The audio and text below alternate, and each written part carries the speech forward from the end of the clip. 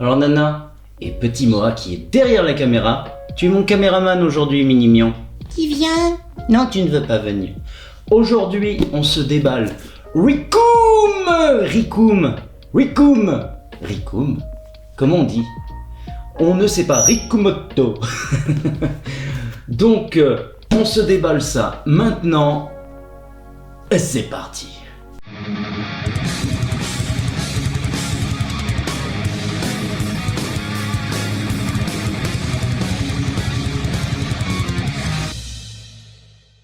Salutations, c'est le pirate et Malaika et Petit Moa qui est derrière la caméra.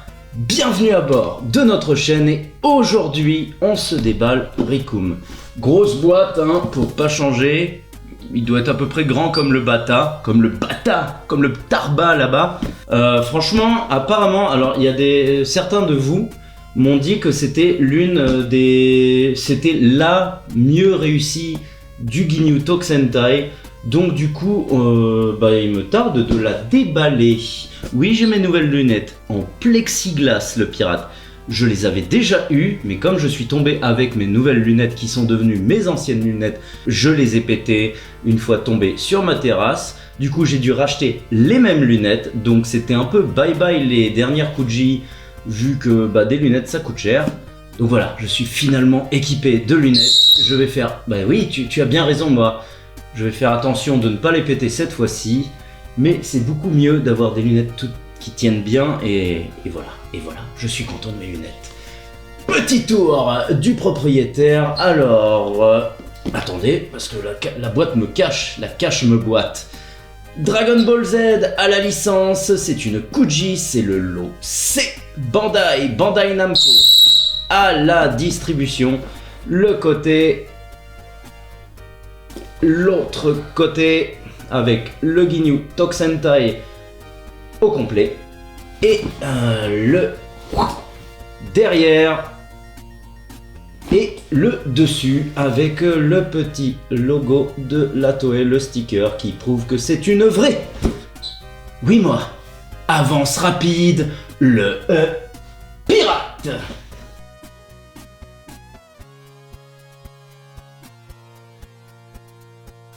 Tadam! Il y a le numéro de série qui n'apparaît pas tout le temps. Elle a l'air super bien emballée. Rickoum, c'est un de mes préférés en vrai du Ginyu Tokusentai. Il est vraiment excellent. Il meurt un peu tristement, le cul en l'air. Amène-toi! Regarde Nana, coucou Ninou, tu es caché? Tu es derrière la boîte? Je t'ai vu. Ne deviens pas rouge. C'était une blague. Tu n'as vraiment pas d'humour. Je te tords le cou. Voilà. Je t'ai coupé la tête. Je coupe la tête de Ninou. Oh, j'ai failli tout péter. Il est venu d'un coup le bougre. Alors, ça arrive en 1, 2, 3 pièces, ce qui rend la chose insensée parce que oui, le Ginyu a une petite boîte et n'est pas beaucoup plus petit que les deux autres. Mais bon, parce que moi, après tout, je préfère les petites boîtes dans le sens que pour le shipping, ça coûte moins cher. Et il a l'air d'avoir de beaux dégradés, c'est clair. Petit socle, d'ailleurs je crois que le bâtard a un petit socle. Ouais, toute la Kuji a un petit socle et ça c'est cool. Parce que par exemple, il est plus fin que Jiren, mais je sais pas si vous vous souvenez de la Jiren d'il y a 2-3 ans. Avec, je l'ai d'ailleurs, je vais pas aller la chercher pour vous là, ça me saoule. Qui a le gros bloc là devant, alors que là, vous avez vu, vous avez une figurine de belle taille et vous avez un tout petit sac, comme quoi ils savent faire. Oh, il est magnifique. Il est magnifique. Oh non, please. Hop, je t'emboîte et bordel, il est incroyable. Oh, la tuerie. Alors j'ai le Ginyu Tokusentai là avec la danse des Dramatic Showcase. Ils ont annoncé les Solid Edge Works. Ils ont annoncé Gis et Ginyu sous une autre pose. Bon, moi je vais passer, je vais pas acheter les Solid Edgeworks, la Kuji plus les Dramatic Showcase que je mettrai devant quand j'aurai plus d'étagères. Ça m'ira très bien. Mais alors ce Rikum, on n'est pas loin du perfect pour être honnête. Il est magnifique. Il envoie du lourd. Regardez dans ma main. Regardez par rapport à ma petite tête. Nana, mais enfin tu veux le manger? Mais tu veux manger Rikum? Mange-lui la crête. Mange-lui la crête. Tu as déjà mangé Shenron? Vous voyez le Shenron là au-dessus de moi? Bah, je me suis rendu compte l'autre jour en nettoyant qu'il y a un tout petit bout de corne qui a disparu parce que madame aimait bien voler sur mon ancien meuble qui était vraiment collé à mon Shenron. J'ai jamais fait gaffe et elle a bouffé un bout de corne.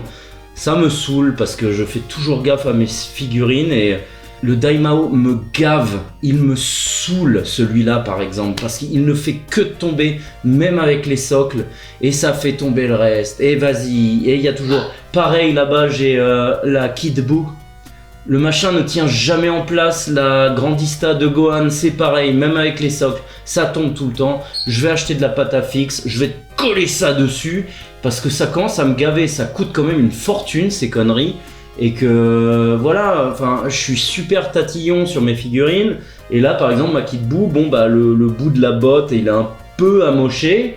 Et ça m'énerve parce que je suis quelqu'un de super minutieux avec mes figurines. Je déteste quand elles ont des défauts. Ça m'énerve. Voilà, c'était la petite parenthèse, le coup de gueule. Donc voilà. Bon, parlons de Rikum. Sculpte, couleur, c'est imperfect. Honnêtement.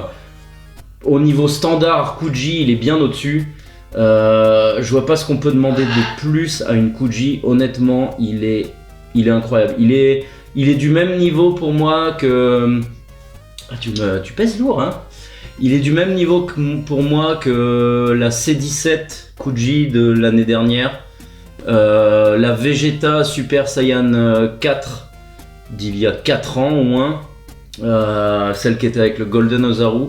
Il y a quelques Kuji comme ça qui sortent du lot. Bah, je trouve que Rikum fait partie de ces Kuji quoi.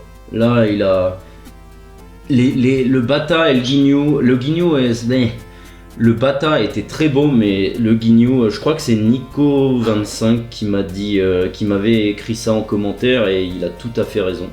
Si c'est toi, tu as tout à fait raison. Si c'est quelqu'un d'autre, tu as tout à fait raison. Donc nous allons passer ça sous la caméra. Alors, comme vous pouvez le voir, vous pouvez bien admirer ce visage. On reconnaît bien Rikum, la forme des cheveux, on n'est pas sur des pâtés. En plus, ils ont fait l'effort de faire plein de mèches bouffantes. La couleur est top, le roux, il n'y a pas de jointure au niveau du scalp. Je trouve ça, mais enfin, c'est super bien foutu, un peu comme la C16 qui est sortie l'année dernière. Le Scouter, il est encore mieux fait que les deux autres. Le sourire vicieux avec... Ah, mais il y a Pépite, le chien. Mais on a tous les animaux ici. Bonjour Pépite. Je vous présente Pépite. Pépite, le chien. Oh bah dis donc Nana, tu es jalouse. Pépite, c'est le chien de mon fils. Regardez, on dirait à moitié une souris. Elle vient d'avoir 3 petits chiots. Allez, va-t'en Pépite, tu n'es pas la star. Casse-toi, tu pues le chien. N'est-ce pas, on n'aime pas les chiens ici. Bah, pas les chiens. À mort les chiens, moi. Ah, mort les chiens. Mais non, on aime les chiens ici. Qu'est-ce qu'on raconte? C'est vous qui êtes vicieux, bande de volatiles. Alors, qu'est-ce que je disais? Bah franchement, regardez l'armure, le sculpte, les mains. On est sur pas mal de détails quand même. C'est un peu bête ce que je vais dire, mais... la figurine est figée, hein, mais elle est droite, mais je trouve qu'elle est superbement détaillée. Vous voyez, les mains, elles sont pas, c'est pas des pâtés collés, il y a vraiment des détails sur le gant, les pliures des gants. On est même sur de la belle couleur. Vous voyez les gants, il y a les ossatures à travers les gants, le visage, il y a des marques. Hein, il est vraiment bien dessiné. C'est même le scooter fait pas plastique dégueulasse. On est bon bah sur de la basique, mais regardez sur les jambes, on a des belles marques. comment on appelle ça, de l'encre dans les interstices des muscles, qui font bien ressortir ces grosses cuissasses là.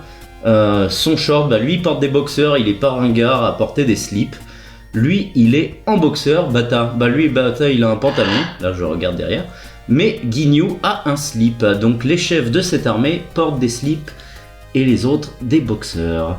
Belle couleur, alors ça se voit peut-être pas trop à la caméra, mais on est sur un marron avec des dégradés un peu plus noirâtres sur les rainures et les côtés. Les bras pareil, une belle envergure de biceps là, il est prêt à te défoncer. Il est sûr de lui à craquer pas ses phalanges, du coup il craque ses poignets, ce qui est un peu bizarre en vrai pour se battre.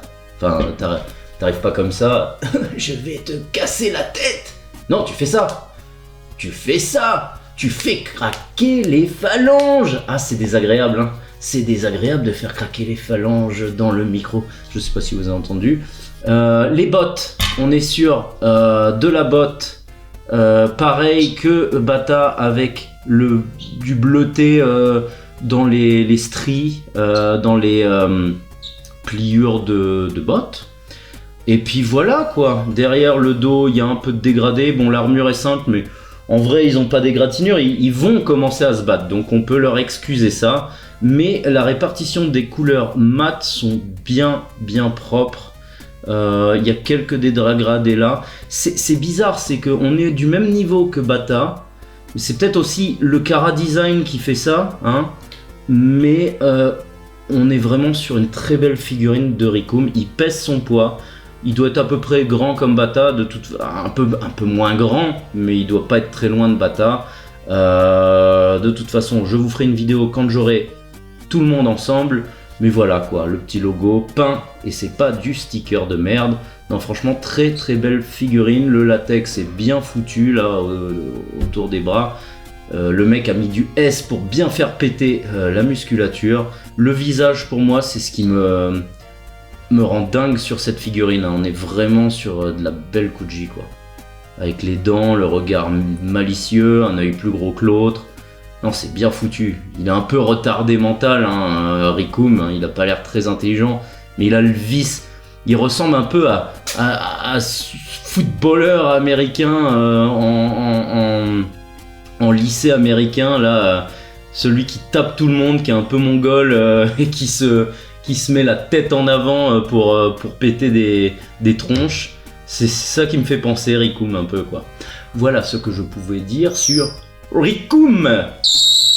Oui moi. Alors comme vous le savez, alors il tient debout tout seul, mais malgré que Kuji ça tient debout tout seul approximativement. Je mets toujours les socles parce que voilà, mes volatiles de toute façon ça ne tient jamais parfaitement debout tout seul. Donc voilà, très belle figurine, je vous la recommande. Honnêtement, pour le coup, lui, il peut être dissocié. Vous le mettez devant un beau Vegeta, quand bien même on n'a pas de Vegeta Namek en Kuji. Il y a peut-être moyen de trouver un Vegeta par-ci par-là qui peuvent matcher, mais ou un Goku, hein, ou le Goku Kaioken là, que je déballerai. Je pense que ça fait très bien l'affaire. Après, moi j'aime bien l'idée d'avoir les 5. Mets-toi un petit peu plus sur le côté. Voilà, regardez. Il marche sur le côté en crabe. La figurine en elle-même, toute seule, elle est tellement badass. Si vous aimez bien le perso, que ça vous a marqué un peu dans le manga ou l'animé, moi je la recommande, elle est très belle. Et en plus, elle cote pas des masses, hein. Je pense que sur les revendeurs comme Neokyo, tout ça, Mercari, il y a moyen de la trouver autour de dans les 60 €, un truc comme ça. Et je la trouve très belle. Très belle, ça va être une de mes plus belles dans mon top 10 quoi, facile. Voilà ce que je pouvais dire sur Rikum. N'hésitez pas de nous suivre sur les réseaux sociaux. Oui moi. N'hésitez pas de nous suivre sur les réseaux sociaux comme X, Facebook, Instagram et Tipeee pour nous soutenir, moi et mes volatiles.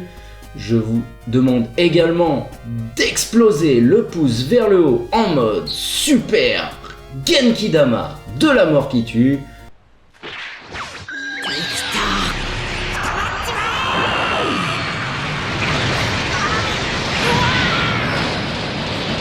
quant à moi, quant à nous, on vous retrouve très prochainement pour un nouvel unboxing. Salut, c'était le pirate.